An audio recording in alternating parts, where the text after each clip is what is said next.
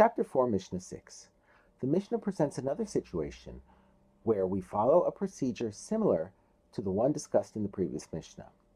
When a person consecrates his possessions without specifying what type of sanctity they should have, they are considered consecrated for the upkeep of the temple. Items with temple upkeep sanctity cannot be offered on the altar. Nevertheless, if something fit for the altar was consecrated to fund for temple upkeep, the administrators of that fund must take steps to make sure that it will be offered on the altar. The Mishnah discusses such a case and outlines the procedure that must be followed. We now turn to the words of the Mishnah. If someone consecrated his belongings without specifying their purpose, so that they are now considered consecrated for temple upkeep, and among his belongings there were items fit to be used for communal offerings, such as ketores, spices, we must take the following steps to enable them to be offered as a communal offering. The ketores spices should be given to temple craftsmen as their pay. By giving them to the craftsmen, we have redeemed them in exchange for the craftsman's work, and they are now deconsecrated.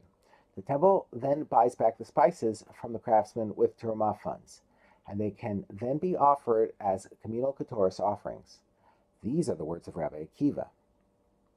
According to Rabbi Akiva, consecrated items have their sanctity removed simply by being paid to craftsmen as their wages. This procedure differs from the procedure described in the previous Mishnah, where the Mishnah required that we first pay the craftsmen with money from terumah funds, and then use the deconsecrated money to redeem the leftover ketores. The Mishnah now presents a dissenting opinion. Ben Azai said to Rabbi Akiva, "This is not the same measure described in the previous Mishnah." Instead, Ben Azai rules that we must follow the same procedure described there. We first take money from the terumah funds and use it for the wages of the temple craftsmen. This deconsecrates the money.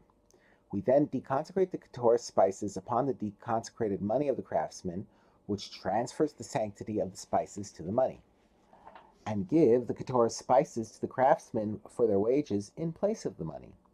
We then buy back the ketores spices with new terumah funds so that they can be offered as communal ketores offerings.